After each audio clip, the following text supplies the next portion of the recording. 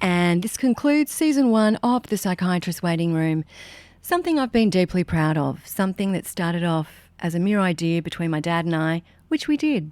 And that is explaining mental illness simply, breaking it all down, demystifying it, normalising it. Still a long way to go, and as listeners of the podcast will have realised, an ever-evolving, deeply rich, complex landscape, which I guess is just called being human. For me, I'm on to my next chapter now, and that's the book, which I've also called The Psychiatrist Waiting Room. This is my love letter to the world of mental health, a world I grew up in. And for those who work in it, I call them angels that tread the earth. In the meantime, enjoy our last episode of season 1. It's a biggie. PTSD, post-traumatic stress disorder. Enjoy, learn, see you next time. Welcome to the Psychiatrist Waiting Room, a show where I interview my dad, a psychiatrist with 55 years experience, all about mental illness. The aim? To explain mental illness as simply as possible. Welcome, Dad. Good morning, Georgia. Today's topic is a big one. Post-traumatic stress disorder, PTSD. Now, according to the World Health Organization, 2.6% of the population have experienced it. That's over 250,000 people. In Australia, an estimated 11% will experience PTSD in their lifetime. Women twice at risk as men, 14% women, 8% men, respectively. Of the 24 countries studied, guess which country came up as having the highest rate of PTSD? Israel. No. Canada. Canada. Isn't that amazing? I mean, I don't know why I didn't delve into why, but these statistics are quite interesting.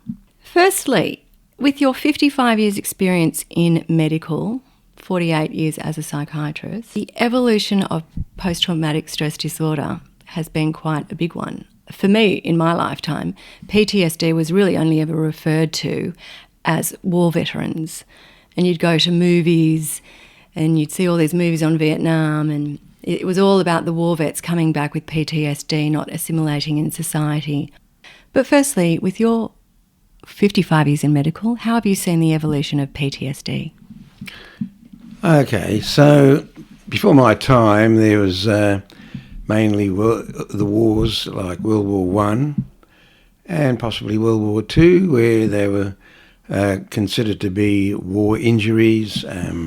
Then they had various sort of titles for them from being in the war, which they were more descriptive of behaviour, and you could even see old movies in black and white of a war veteran walking in a bizarre way and falling over, etc. But the problem with that was, particularly in World War One and mainly the British government labelled these people as cowards. That probably caused their behaviour to change. What I'm getting at is there's a lot of behaviour in PTSD, and when there's behaviour, that can be influenced by many factors rather than an underlying straight-out disease, which you can do a blood test on or an X-ray or something like that and get a clear picture, even though some of those may not be as clear as we think, like an X-ray of a back, but that's not the point I'm making. Over the years, it sort of formulated into a post-traumatic stress disorder somewhere around about the 1980s. And the diagnosis has changed with the diagnostic and statistical manuals, and currently there's sort of 5 characteristics of a post-traumatic stress disorder. The first one is it's pervasive. That means in all aspects of your life, because it's a disorder, with having had a horrendous life-threatening or sexual experience or witnessing it. And then the next category is one of having intrusive ideas, memories, dreams, behaviour and thoughts. And then the other category is avoiding the traumatic incident as much as possible. And then there are changes in people's moods and cognition, in that they may blame others, blame themselves, forget significant parts of the disorder, as well as the one we probably always think about, they call hypervigilance. That is on edge, jumpy, always worrying about what's going to happen, or getting an exacerbation of the condition when certain events trigger the memory. So let me just tell you about my patients rather than giving a lecture. That lecture is just to sort of point out the characteristics you need to have to make the diagnosis. Mm-hmm. A bit more complex than I mentioned, but they're the main headings. I see, I think, 3 or 4 types of ADHD, post-traumatic stress disorder, PTSD. Firstly, there's war veterans, and the majority that I've seen in recent times are the Vietnam War veterans and the Afghan War veterans who have been on duty. And I had seen, as a young doctor, some of the Second World War veterans. What you know about these particular individuals is they are trained killers. They went into the army to learn to kill people, blow them up, kill them, collect them, isolate them, interrogate them. So they're very hard men, and they're trained to be hard. They're trained to be hypervigilant, on edge. They're trained to be very careful about the people around them. They become untrusting in their cognition and awareness of what's really going on. So they are almost PTSD from their training. But what they'll tell you is they can turn that particular behaviour on and off. But when they become traumatised because they've killed somebody or seen people killed or seen dead bodies, etc., and atrocities in the war, then they they can't turn it off. These thoughts continue and continue day and night, and they become unwell. They become difficult to live with. They've got a bad temper. They're suspicious. They're isolating. They're avoidant, and you'd have to marry a particular type of partner to cope with that. And there are always rescuing type partners who want to rescue somebody and will set up a relationship. The next type of PTSD, excuse my slip of the tongue there, is PTSD. I've been seeing a lot of police people lately, police who are getting workers' compensation. Now, they're different to the war veteran because they join the police force, they say, primarily to help society. They want to, in actual fact, be able to help people improve and get better, to clean up the bad people and so on. They start off from a compassionate point of view, but after they've seen lots of suicides, car accidents, damaged bodies, people crushed by trains, murders, bashings, they become disillusioned. And they are not hardened like the war veterans. They, in actual fact, become quite sad and depressed and helpless. They have a certain helplessness about them that they couldn't do what they wanted to do. And this might take 20 or 30 years to get to that point. And secondly, they're not very well trained, I don't believe, because they're first responders. And when they get to the accident, they're dealing with the relatives of someone who's suicided or someone who's been killed or someone who's or a car accident, and they're dealing with them at the worst time, and that can be quite traumatic as well, since they're not trained to do that. The next type of PTSD I see in my practice is motor vehicle accident again, and so they've got third-party insurance. So here you are, you've got a very ordinary person who's got a nice ordinary job, driving their car to either school or driving their car to the shops, and they get T-boned or hit from behind. Their life is completely disrupted because they usually have a physical injuries plus the trauma, and their trauma is one of disbelief that how it happened and how their life has changed, and their career pathway, which was a very nice and comfortable one, is now become one of visiting doctors, dealing with the trauma, intrusive memories, and shattered dreams for the future. Yeah, and they hear the bang that happened, or the smell of petrol from the cars, or the fact that they were trapped. And they worry about the future. Their future has been completely derailed. The other ones are what's called complex PTSD. It's not an official diagnosis, but it's more to do with people and young children for years are either sexually abused or physically abused or verbally abused, or the whole lot. And over a period of years and years, they develop certain characteristics. Sometimes this is called a borderline personality, sometimes it's called complex PTSD, other ones are anxieties, etc. And they're more complex because that's a whole lifestyle behaviour and lack of trust in relationships. Which is trauma from childhood, essentially. Yeah.